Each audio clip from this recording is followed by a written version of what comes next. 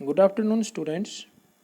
आज हम नया लेसन 8 9th कक्षा का मोशन स्टार्ट करेंगे और इस मोशन में एक सबसे इम्पोर्टेंट टॉपिक दूरी और विस्थापन के विषय में डिटेल में जानेंगे।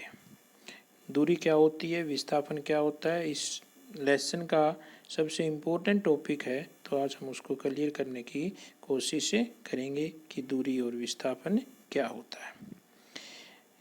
ये एक डायग्राम बनाया गया है छोटा सा, इसमें कुछ क्लियर करेंगे हम इस बात को। ये ए बी, ये लाइन है ए बी, स्ट्रेट लाइन है, और इस ए और बी के बीच में उसने लिखा न्यूनतम दूरी, और इस न्यूनतम दूरी को आगे उसने है हाईलाइट करके बता दिया कि ये विस्थापन है। न्यूनतम दूरी विस्थापन, ये ए प्रारंभिक बिंदु है, बी अंतिम बिंदु है, फिर ये ऐसे जिग से बॉडी मूव गई हो यहाँ पर, और उसने कहा यह वास्तविक पथ जो वस्तु द्वारा चला गया, और उसको उसने कहा दूरी। यानी कि वास्तविक पथ जो कोई वस्तु अपनी प्रारंभिक स्थिति से अंतिम स्थिति के बीच चलती है का माप उसकी दूरी कहलाता है।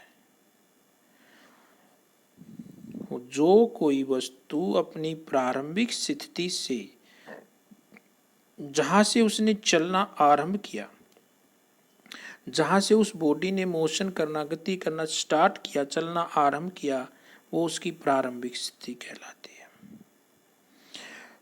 उस प्रारंभिक स्थिति से अंतिम स्थिति जहां पर आकर वो रुक जाती है, स्टॉप हो जाती है, विश्राम अवस्था में आ जाती है, तो उनके जो बीच की दूरी है, वास्तविक दूरी, जो कोई वस्तु अपनी प्रारंभिक स्थिति से अंतिम स्थिति के बीच चलती है, उसके माप को दूरी कहते हैं।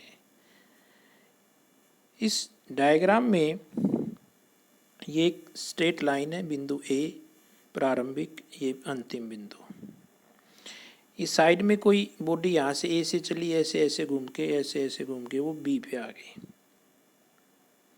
और एक इस ए से बी पर जाने का ये सीधा रास्ता था, ये ए पॉइंट है, और इस बी पॉइंट पर ये ऐसे हम सीधे आ गए, स्ट्रेट आ गए, यहाँ से चले और यहाँ पहुँच गए। ये इसका शॉर्टकट है, न्यूनतम दूरी है।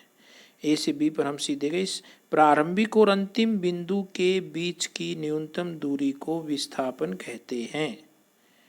और यदि वो ऐसे घूम के आता है, पहले यहाँ गया, यहाँ गया, यहाँ से यहाँ, यहाँ से यहाँ से, फिर बी पर आया, तो वो प्रारंभ तो उसने ए से किया, अंत भी उसने बी पर किया, लेकिन वो इस पाथ से चला, इस पथ से चला कि इसमें उसने अधिक माप हो गया उसका। तो क्या कहा उसने कि वास्तविक पथ जो कोई वस्तु अपनी प्रारंभिक स्थिति से अंतिम स्थिति के बीच चलती है, उसके माप को दूरी कहते हैं। उसमें हम पूरी मापेंगे, इसको और आगे क्लियर करेंगे एक डायग्राम से। सेकंड पॉइंट, दूरी एक अदिश राशि है। अब ये अदिश राशि क्या होती है? जिसका केवल मापन होता है, जिसको परिमाण होता है, जिसको हम माप सकते हैं, जिसके में दिशा नहीं होती। जैसे रमेश 65 किलोमीटर की दूरी चलता है, इसमें 65 किलोमीटर एक मापन है, परिमाण है दूरी का, कि वो 65 किलोमीटर उसने दूरी तय की। इसमें दिशा के बारे में कुछ नहीं बताया गया कि वो कहाँ से चला था, किस दिशा से चला था, किस स्थान से चला था और किस दिशा में गया। तो जब सिर्फ परिमाण की माप होती है, जब हम किसी बॉडी को, किसी वस्तु को सिर्फ उसके मापन के विषय में बात करते हैं, उसके परिमाण के विषय में बात करते हैं, यानी कि जिन वस्तुओं का केवल परिमाण होता है, यानी कि सिर्फ परिमाण का मतलब जिनको हम केवल मापते हैं, दिशा के विषय में बात नहीं करते, उनकी कोई दिशा नहीं होती, तो उसे अदिश राशि कहते हैं। विस्थापन किसी वस्तु की प्रारंभिक एवं अंतिम स्थिति के बीच की न्यूनतम दूरी का मापन होता है।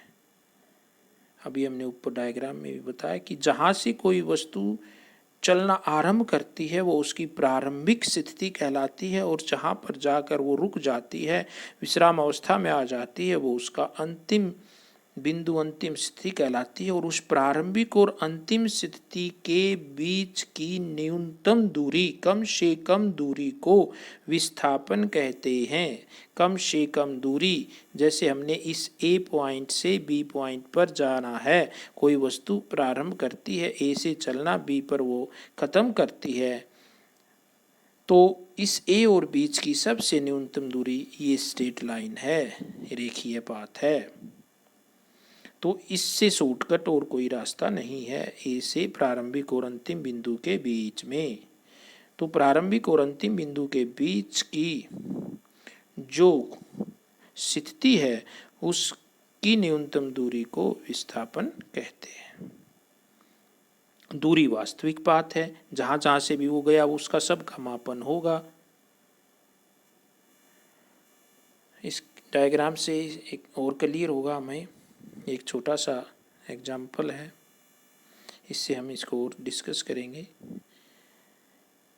क्या किया है कि ये एक बच्चा है, स्टूडेंट, वो अपने घर से चलना आरंभ करता है, ये उसका इनिशियल पॉइंट है, अपने होम से घर पे है वो स्टूडेंट, ए पॉइंट इनिशियल पॉइंट है उसका घर, होम। उसको यहाँ से चला वो अपने घर से, एक बी पॉइंट पर एक शॉप है, दुकान है, बी पॉइंट पर गया, जो उसके घर से कितनी दूर है, 4 मीटर। फिर अपने शॉप से उसको स्कूल जाना है, तो फिर वो शॉप से सीधा सी पॉइंट पर स्कूल पहुंच गया। कितनी दूरी तय की, 3 मीटर की। अब उसकी जो इनिशियल पोजीशन है, प्रारंभिक पोजीशन है, वो है ए पॉइंट उसका घर, फाइनल पोजीशन है सी पॉइंट स्कूल। एक बच्चा अपने घर से स्कूल पहुंचा, स्कूल गया, वो ए से बी पर गया, एक शॉप है रास्ते में, दुकान है, वहाँ पे गया जो उसके घर से 4 मीटर की दूरी पर है, और शॉप से फिर वो अपने घर स्कूल गया जो 3 मीटर की दूरी पर है। अब हमने इसमें दूरी और विस्थापन बताना है कि उसकी कुल दूरी क्या है और कुल विस्थापन क्या है। अब उसने ए पॉइंट से चलना आरंभ किया और सी पॉइंट पर वो जाके रुक गया, अपने घर से निकला और वो स्कूल पहुंच गया सी पॉइंट पर। यदि हम दूरी की बात करें तो दूरी क्या है, वास्तविक पथ का मापन। तो वास्तविक पथ जो उसने एक्चुअल में जिस पाथ से वो गया, किस पाथ से गया, वो अपने घर से दुकान पे गया, शॉप पे गया, फिर शॉप से वो कहाँ गया, स्कूल गया। इन दोनों के बीच का एक्चुअल जो पाथ है, वास्तविक पथ, कितनी दूरी, अब दूरी हो जाएगी उसकी A B plus B C. वो ए से बी पर गया, बी से सी पर गया, तो ए बी कितना, 4 मीटर, बी सी कितना, 3 मीटर, तो कुल दूरी होगी 7 मीटर। वास्तविक पथ जहां जहां वो गया। अब विस्थापन की बात करते हैं। विस्थापन क्या होगा, विस्थापन क्या होता है, परिभाषा क्या कहती है विस्थापन की, कि जो प्रारंभिक बिंदु है जहां से उसने चलना आरंभ किया, प्रारंभिक बिंदु, और जहां पर वो रुका, अंतिम बिंदु के बीच का जो न्यूनतम दूरी है, उन दोनों पॉइंटों के बीच का जो न्यूनतम पथ है, उस पथ का मापन क्या कहलाता है, विस्थापन कहलाता है। ए और सी का के बीच का कम से कम पथ का मापन, अब इसको हम कैसे निकालेंगे, इसको एक पाइथागोरस थ्योरम से निकालेंगे। ये हमारी क्या है, परपेंडिकुलर समचतुर्भुज है जिसका एक ये एंगल क्या है 90 डिग्री का। जब 90 डिग्री ये क्या हमारी समकोण त्रिभुज, चतुर्भुज नहीं है त्रिभुज है, ABC एक समकोण त्रिभुज है जिसका ABC कोण 90 डिग्री का है। और समकोण त्रिभुज में पाइथागोरस थ्योरम जब हम लगाते हैं तो वो क्या कहता है कि हाइपोटेन्यूज AC का square is equal to other two side का स्क्वायर का प्लस AB का स्क्वायर प्लस BC का स्क्वायर। तो ये फार्मूला हो गया आपका AC का square is equal to AB का स्क्वायर प्लस BC का स्क्वायर। और हम इसको कैसे कर लिख सकते हैं, स्क्वायर करेंगे बोथ साइड तो AC का स्क्वायर कैंसिल होकर ये क्या आ जाएगा, AC is equal to AB का स्क्वायर प्लस BC का स्क्वायर और ये अंडर रूट। ये क्या हमारी पाइथागोरस थ्योरम। AB कितना है 4 मीटर, ये रख दिया 4। BC कितना है 3 रख दिया।